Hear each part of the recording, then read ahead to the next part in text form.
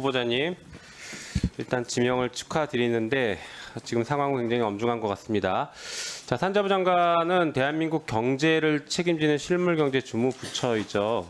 그만큼 막중한 책임을 갖고 있는데 조금 전 박문규 장관 얘기를 지적 안 하고 넘어갈 수가 없을 것 같습니다. 박문규 장관 한 3달 동안 근무하면서 상임위를 4번이나 불출석했어요. 그중에서 한 번은 뭐 임시 불출석이긴 하지만 굉장히 불성실했어요. 뭐 여러 가지 이유가 있긴 있었겠죠. 양당 간사 간 합의를 통해서 양해를 했다고는 하지만 이렇게 상임위마저 제대로 나오지 않았고, 특히 그중에 한 번은 예산을 우리가 심사하는데 주무부처 장관이 이 국회에 오지도 않았습니다. 그만큼 불성실했다는 것을 좀 지적해야 될 것 같습니다. 한편 보면 박문규 장관 같은 경우에 예전에 잼버리 실무 총괄하는 자리에 있었는데 실패 책임지지 않고 장관으로 왔습니다. 오영주 장관 역시 부산 엑스포 외교부 담당자였는데 엑스포 유치 실패 책임지지 않고 장관으로 왔어요. 우리 후보자님 같은 경우에는 지난 IRA법에서 통과될 때 초기 대응 실패 문제가 지적됐고 거기에 대해서 책임지지 않았고, 또한 엑스포 유치 실패에 대해서도 책임에 자유롭지 않습니다. 우리 후보자님도 만약에 임명된다면 또 언제 무책임하게 어디로 갈지 몰라서 저도 걱정이고 우리 위원회도 걱정이고 바라보는 국민도 걱정입니다. 이 부분 알고 계셔야 될 것 같습니다. 자,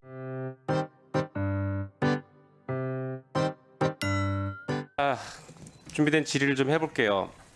우리 후보자님 통상교섭본부장으로 있으면서 이쪽 전문가로 알려져 있는데 그러면서 이제 윤석열 정부의 통상정책을 사실상 총괄했을 겁니다. 자칭 대한민국 1호 영업사원 윤석열 대통령의 경제 성과 한번 보겠습니다. 보여주시죠. 자, 보면은 작년 12월 11일부터 15일까지 네덜란드에 방문했었습니다. 대통령이 그때 반도체 장비 기업인 ASML을 방문했죠. 그리고 방문 성과로 국무회의에서 이렇게 얘기합니다. 네덜란드 역시 우리를 반도체 동맹으로 인정하고 있고 국내는 물론 전 세계가 양국의 반도체 동맹에 주목하고 있다. 기대감이 부풀었습니다.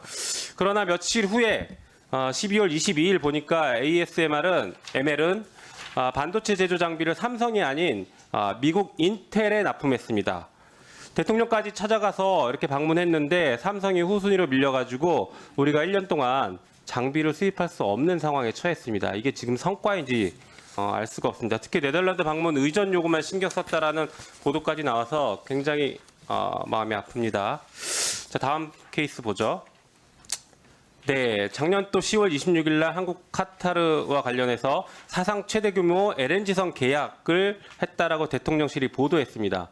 그런데 이게 대통령 성과를 보도했는데 알고 보니까 그게 아니에요. 알고 보니까 이미 9월 달에 KBS 울산 보도에 이미 나왔습니다. 현대중공업이 카타르 에너지와 LNG 운반선 한 5조 3천억에 건조하는 합의 각서를 체결했다. 이때는 합의 각서였지만 그 뒤에 이제 계약으로 바뀐 거 딱 하나 차이인데 이걸 마치 대통령 성과로 부풀려서 국민들에게 보고를 하고 있습니다. 이런 사례가 또 있어요. 자, 또 10월 23일 날 대통령실에서는 사우디에 가서 자프라 가스플랜트 수주 계약을 했다. 쾌거라면서 홍보했습니다. 그런데 보니까 한 달 전인 9월 달에 이미 발표했어요. 현대건설이 추정 금액 24억 달러 3조 원 규모로 수주했다. 이미 수주한 걸 대통령이 방문해서 마치 수주한 것처럼 계속 이런 식으로 성과만 부풀리고 있습니다. 실무 총괄 책임자시니까 누구보다 잘할 것 같습니다. 다음 사례 또 볼까요? 네, 보니까 또 그때 그 무렵 사우디인데 10월 23일 날 대한민국 정책 브리핑에서 사우디에 연 5만 대 규모 자동차 생산 공장 설립한다. 중동 지역 최초라고 이렇게 보도했습니다. 그런데 보니까 한 달 전인 9월 21일에 이미 현대차는 사우디 전기차 공장 다음 달에 최종 사인한다. 이미 보도했어요. 그러니까 이미 다 하기로 하고 다 결정됐습니다. 그런데 마치 대통령이 방문해서 엄청난 성과를 낸 것 같고 우리 후보자님은 거기서 실무총괄 책임자로서 이 역할을 대통령실에서 이렇게 자화자찬하는 것을 부추겼을 겁니다. 어떻습니까? 여기에 대한 책임이 있습니까? 없습니까? 한번 말씀해 보십시오. 왜 이런 일이 벌어졌는지까지도. 네, 그 성과 부분에 있어서 중동의 아까 의원님께서 말씀하셨던 여러 가지 내용들은 사실 구체적인 내용을 들여다보면 아까 조선소 같은 경우에는 슬롯 계약이라 그래서 그게 당시에 슬롯 계약을 하고 있다가 이번에 가서 이제 실질적으로 저희가 그 선박을 수주를 하게 된 등 이렇게 좀 구체화된 부분들이 있습니다. 그런데 이런 구체적인 걸 떠나서라도 이번 정상 순방의 가장 그 성과 중에 하나라고 할 수 있는 것이 제가 지난주에 체결한 GCC 6개국 그걸 묻는 게 아니에요. 부풀리기를 묻는 겁니다.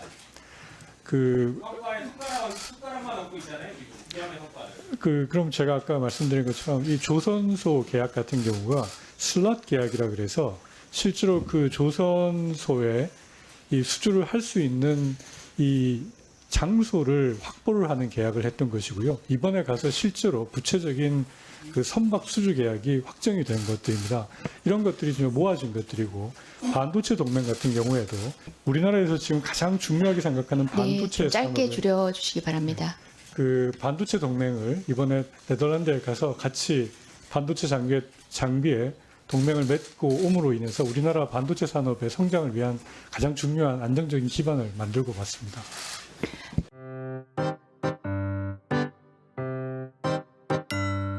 후보자님, 네. 오늘 인사청문회는 저는 국민들 앞에 면접 보는 자리다 이렇게 좀 생각을 하는데 동의하세요? 네. 그런데 오늘 답변하시는 거나 쭉 과정을 지켜보면 국민들에게 면접을 보는 게 아니라 용산 대통령실에 화상 면접 보는 것 같은 기분이 들어요. 답변하실 때 국무위원 후보자로서 좀 자신 있고 당당하게 소신을 좀 펼치셔야 될 것 같습니다. 네. 그런 관점에서 좀 질의 드려볼게요. 이제 국무위원이 되시면은 국무회의에 참석하세요. 국무회의에서 어떤 것들 논의하는지는 알고 계시죠? 네.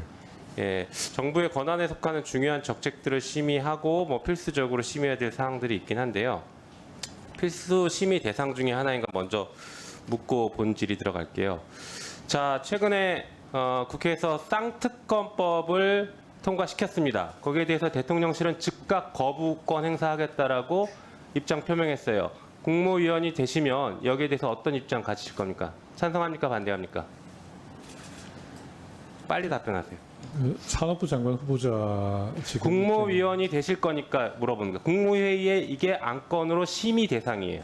어떤 입장이십니까? 지금 시점에서는 그 문제에 대해서 답변드리기가 좀 어렵습니다. 네, 그 정도 소신도 없이 국무위원이 되시겠다라고 하니까 제가 용산 지금 화상 면접 보는 것 같다라고 말씀드리는 겁니다.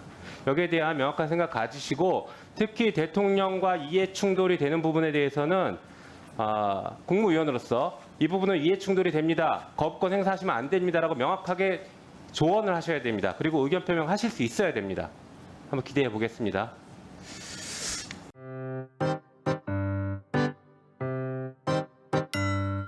올 1월 1일에 일본 이시카와현에서 규모 7.6의 지진이 있었습니다. 알고 계시죠? 네. 네, 지진이 있으면 쓰나미 때문에 쓰나미 경보가 발생하죠. 네. 이게 지금 한심합니다. 일본을 보니까 독도에 쓰나미 주의보를 발령했어요. 알고 계세요?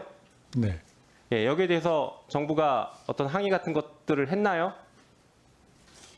잘 모르시나요? 네. 그 부분 예, 국무위원이 되실 거니까 아셔야 됩니다, 이제. 자, 그런데 우리나라 기상청은 지진의 예측 정보를 보도하면서 독도를 빼버렸습니다. 이게 지금 어느 나라가 독도의 영유권을 주장하는지 모르겠어요. 최근에 국방부에서 독도가 영토 분쟁 지역이다라고 해서 우리 국토에서 빼버렸던 그런 일을 지금 기상청도 반복하는 것 아닌가 심히 우려가 됩니다. 국무위원이 되시면 적어도 영토 문제에 대해서는 아닐 때는 아니라고 얘기를 하셔야 됩니다. 그렇게 하시겠습니까? 물론입니다. 네, 좋습니다. 다음 보여주시죠. 자, 일본 물고기 떼죽음 보셨을 겁니다. 이게 보면은 지난 12월 7일에 홋카이도 연안에서 정어리떼가 집단 폐사했고, 그 다음에 지난달 14일과 28일에 미해현에서 또 생선 갈치떼라고 보도가 됐는데 생선떼가 집단 폐사했습니다. 이거 알고 계시죠? 네. 자, 이런 일이 발생했을 때 왜 집단 폐사했는지 관련 자료를 일본에게 요청한 적이 있습니까? 알고 계십니까? 그거에 대해서는 알고 있지 못합니다. 못하세요? 당연히 자료 요청해봐야겠죠. 국민 건강에 직접적인 영향을 미칠 만한 사안이니까. 이게 지금 후쿠시마 원전 때문에 이런 것 아니냐라는 보도들이 나오고 있지만 일본은 부정하고 있어요. 알고 있죠. 관련 부처에서 관련 이거에 대해서 부처는 조치를 어느 취하고 부처입니까? 뭐 식약처나 네, 기타 해수부나 관련된 이렇게 될 수 해수부나, 있겠죠. 네, 그렇습니다. 네, 그런데 수입과 관련해서는 산자부가 전혀 관련이 없어요. 그리고 게다가 아까 말씀드린 것처럼 국무위원이고 국민의 생명, 신체 안전과 직결되는 문제라서 국무위원 자격으로서는 당연히 여기에 대한 입장이 있어야 됩니다. 그래서 다른 부처 사안이라고 넘기시면 안 돼요. 아시겠습니까? 관심 가지셔야 됩니다. 네, 관심 가지고 있고 그리고 입장을 네. 가지셔야 돼요. 당연히 자료 요구해야죠. 자, 과거에 어떤 일이 있었는지 보여드릴게요. 예전에 러시아에서 일본과 동해 영해 쪽에 핵 폐기물을 방류하려고 하니까 그때 3국이 공동조사 합의서를 작성했습니다. 한국, 일본, 러시아가 막아서면서 합의서를 작성했는데 그때 이렇게 돼 있어요. 해수 시료는 균등하게 3등분한다. 혹은 4등분 IAEA가 요구하면. 다시 말해서 이때는 우리나라가 러시아로부터 오염원의 책임이 있는 러시아로부터 시료를 요구할 수 있는 권리를 합의서에 넣어놨어요. 그런데 지금 후쿠시마 원전 오염수 방류에 대해서는 이런 정도의 요구도 못하고 있어요. 아까 이렇게 집단 폐사됐는데 여기에 대해서 한마디도 지금 못하고 있다는 얘기예요. 어떻게 생각하세요? 지금 IAEA 조사단에는 2주마다 우리 정부의 우리 한국 전문가가 지금 계속 참여를 하고 있고 현장 조사를 하고 있고요. 말씀드린 것처럼 저거는 지금 저희 소관 사항이 아니기 때문에 저는 못했습니다만은 관련 부처가 적절한 대처를 하고 있을 거라고 좀 생각을 하고 있습니다. 네, 그렇게 하겠습니다. 네, 수고하셨습니다.